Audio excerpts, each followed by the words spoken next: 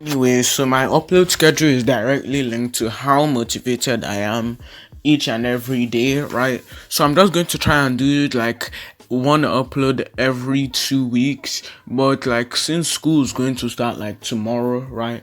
I'm just going to do a lot of pre-recorded videos and just schedule them to release once every 2 weeks. Anyway, now we're just going to get on to the new topic, and this be discussing why Toji is absolute fodder and why I don't think he's a god tier. We know that Toji had to wait out for a teen Gojo to get very fatigued. Remember that this Gojo hasn't even learned to master his infinity yet and is still sharing the title of the strongest with Geto. He had to wait for a teen Gojo to get fatigued because he did not think he could beat him otherwise, right? And before you say this fatigue would only be in reference to his curse techniques, you have to remember, right, that Gojo at the end of the day is human, right? So his physical stats would also be decreased if he doesn't get any sleep, like he's just a human. If you try saying an appeal to reality, then I don't know what to tell you, like you're just a rat, right?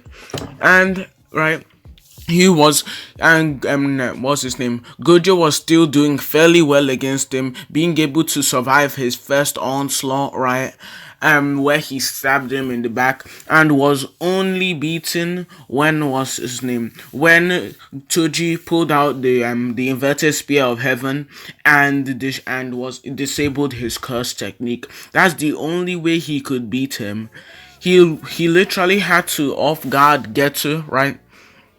And not to mention that this fatigued Gojo, right, was able to react to Toji, right, and he was also able to buff his internal organ stats, right, to the level where Toji would be unable to one shot him, and to he defended against it so well, right, that Toji thought it was getting rusty. That's how good Gojo is, right, at amping himself. Even though Gojo did kind of get bullied, right, you have to remember that this Gojo is extremely fatigued and has been staying up for multiple days. Not to mention, right, that he was also only able to blitz an off-guard Geto because this Geto was just focused on on trying to absorb Toji's curse, right? And that was when Toji caught him off guard.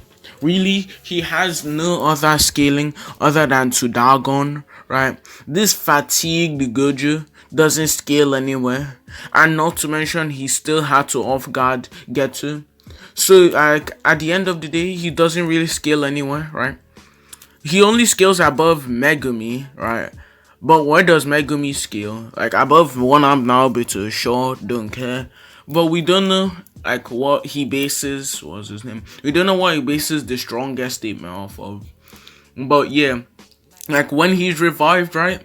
He stated to target the strongest, goes right after Dagon. He kind of bullies Dagon, but you have to remember that this Dagon, right, would just be fatigued because he's just been a domain struggle with Megumi for so long, right?